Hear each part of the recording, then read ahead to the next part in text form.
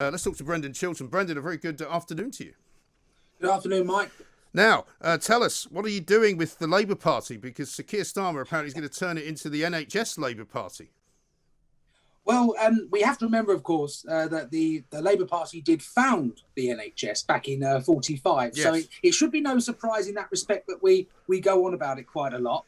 I thought Sir Keir Starmer's performance today was very polished. It was very slick.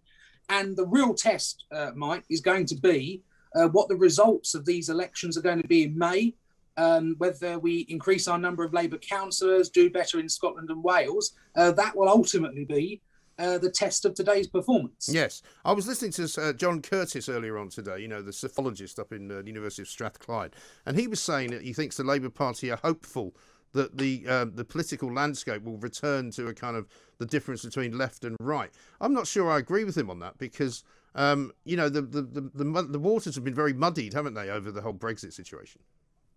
We have indeed seen a very confusing position in British politics. Obviously, you know, we've seen a huge change in the electoral landscape as well, in that the Tories now represent a large number of seats in the north of England and in the Midlands, and Labour has on the whole been reduced to holding seats in just the cities with very high student populations. If Labour is to ever stand a chance of forming a majority government again, not just getting back to where we were a few years ago, but a majority Labour government, Labour needs to win in Scotland. We need to win in the south of England. I know the party sometimes forget that the south of England exists, but we do. And under Blair, of course, Labour had many seats in the south and we had that majority. So that's what I think we need to be aiming for. Yeah, well, I mean, the biggest stronghold for Labour now really is London, isn't it? London, Manchester and places like Brighton as well, as I say, quite metropolitan young cities. But we can continue to stack up as many votes as we like in those areas. We could get 100% of the vote in Lambeth and in Islington and places like that. But unless we start winning back those marginal seats, the old red wall seats and southern seats as well, we will not form a government. I mean, does it worry you, Brendan, that the polls would show you so far behind? I mean, they're showing Sir Keir Starmer to have a party which is even less popular in some places than it was when Jeremy Corbyn was running it. I think, to be fair to Keir Starmer, as you know, Mike, I always try to be fair when I come on your show. Indeed. Labour should be doing better. Labour should be doing better. So I'll start by saying that. But at the same time, as you can see, the sun's shining on my face through the window here. We've got now a path out of lockdown. The vaccine program's going really, really well. I would expect any government of any colour right now to get some sort of boost in the polls. I think that's kind of a given. The key test, I think, is going to come later in the year when, you know, the decisions on the budget, for things like universal credit, how the high streets do post-recovery. I think that's when the real political landscape will change. And, of course, whether Boris can deliver his levelling up agenda. But for Labour, we need to be aiming much higher than we are now. It, frankly, is not acceptable that we are trailing the Tories after 10 years of a Conservative government, 120,000 dead and the worst recession in 300 years. We should be doing better. Yes, and that is puzzling in a way, isn't it? Because the trouble for Sir Keir Starmer is he has to often get up at the dispatch box on a Wednesday and kind of invent something to have a row about. I mean, I thought actually today, this week, with the NHS nurses pay award of 1%, he actually had something he could hang on to. But he's obviously decided that's going to be, in some ways, a campaign slogan for him. Yeah, I mean, I think a lot of the opinion polls are showing that a majority of the country actually support nurses and NHS workers getting an increased pay award this year.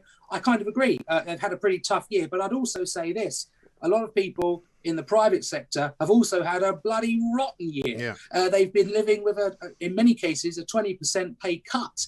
And their businesses have been closed. So over the course of this campaign, this was the first of many events that the Labour Party are doing in the course of this campaign. I want to see Labour talking more to business owners, to small business owners in our high streets, and to self-employed people, because there's 8 million self-employed people in this country. They've all got to vote, and we need to talk to them. Yes, and I mean, I think he has to be careful as well, Keir, about making too much politics to do with the NHS, because, I mean, you might say that people think they should get a pay rise, but a lot of people that I've spoken to said if there's a threat of a strike here, that will lose every single piece of credibility and every single piece of sympathy that Britain has for the NHS. If people go on strike who are working in the NHS, that will kill it.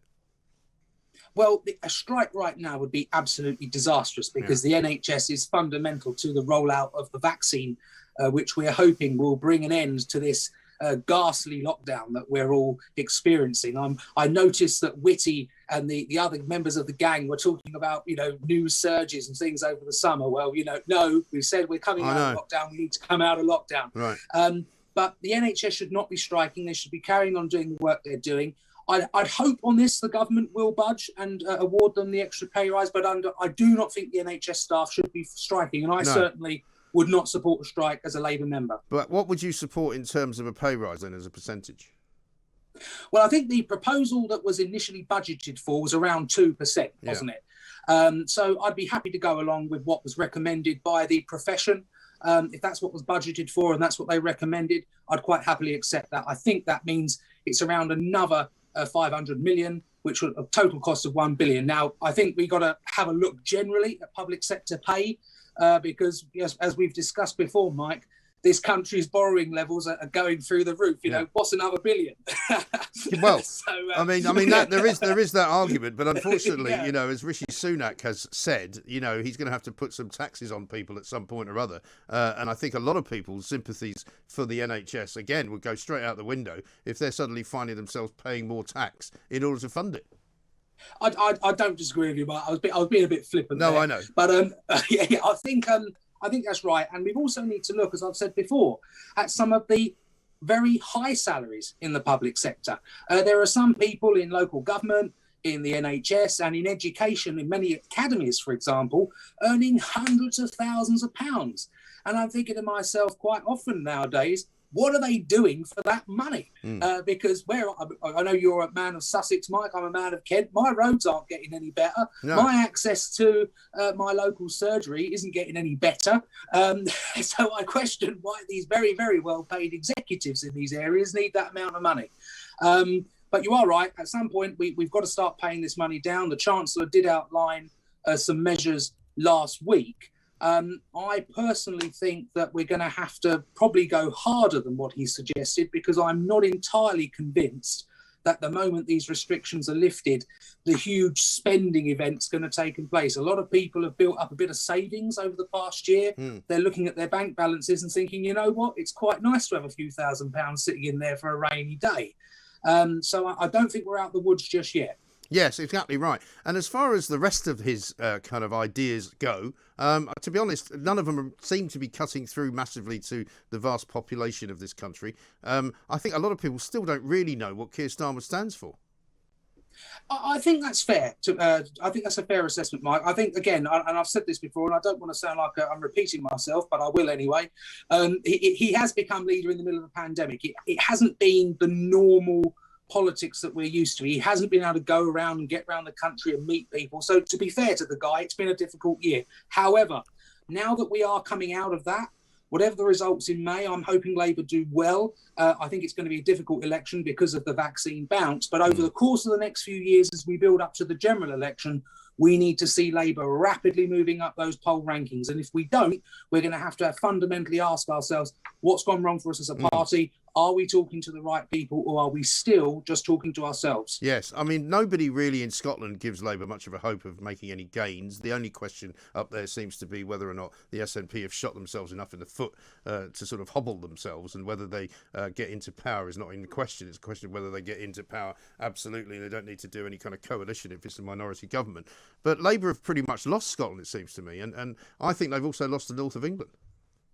I think certainly in Scotland, let's be completely honest, Labour is in a dire position. We've come up in the polls recently just a little bit, but it's nowhere near enough to get us back to those heydays of when, the belt from Edinburgh right the way down to Glasgow was a sea of red. That is alarming because Labour's decline in Scotland has been directly linked in parallel to the rise of the cause of Scottish independence. If the union breaks, Labour will be in part responsible because it was that old Labour Scotland that kept the country together. And as the voters have abandoned Labour up there and gone for the SNP, we've got to shoulder some of that. I think what what Labour needs to do to win back in Scotland is to become a emphatically pro-unionist party. This constant sitting on the fence in the middle. Well, you know, we might have a referendum. We might support there being one. No. Let's have a position on this for once. We are against a referendum. We are pro the union and we will defend it right to the end. And what about a measure of how well Sir Keir is doing? Because obviously this is his first electoral test. Is there a figure in mind that the party has in terms of a gain, in terms of percentage of wins that the party has set? And if he doesn't make it, will that be the end of him? I'm not privileged to the strategy and the plans of central office. That's Mike, outrageous, Brendan. Why not? I know. If I was leader, the whole country would be red, mate. I can tell you. But the not where I live, it wouldn't. But all I'd say is this: I think the test for Labour is in every part of this country. Labour should be making gains. This is the first national election since 2019. Okay, I know they're local elections, but in every region and every nation of this country, Labour needs to be making gains. Losses are unacceptable. And is there any particular target on the day? I know it's going to be difficult because with local elections, you know, it sometimes takes a while to tally them all up. Yeah. But, I mean, what are you looking at as a kind of bellwether, if you like, as if Labour's won over here, then that's good news? If Labour are winning back in the Red Wall, those seats that we lost, good news. If Labour is making gains in Scotland, that's also good news. It's quite difficult to put an exact number on it because there are so many thousands of seats up for election this year in local government. But I would like to see net gains for Labour. I'd say that's my success. I'm not so bothered about, you know, how big Sadiq Khan's vote share is going to be in London, because we all know he's going to win. Yeah. The test is going to be, do we win back in the Red Wall, and are we making gains in Scotland? For me, if I've got to pin it on two things, I'd say those two things. Okay, we'll keep an eye on those areas. And Brendan, thank you very much indeed. Brendan Chilton there, who's the CEO, of course, of the Independent Business Network. He's Labour Leave as well. He's a very, very interesting commentator on all matters to do with Brexit, of course, and also to do with Labour. Keir Starmer is basically pinning his hopes on sympathising with the NHS and saying a vote for Labour is a vote for the NHS, presumably promising that if he was ever to be the Prime Minister, he'd just keep giving everybody in the NHS a pay rise. Well, it doesn't work like that, mate, I'm afraid. 0344 499 1000. We have to pay for it, and we have to pay for you as well. And all the Labour candidates and all the Labour politicians that suckle on the public purse and then tell us what they think of it all. You know, I find it quite distasteful. Tories aren't much better, mind you.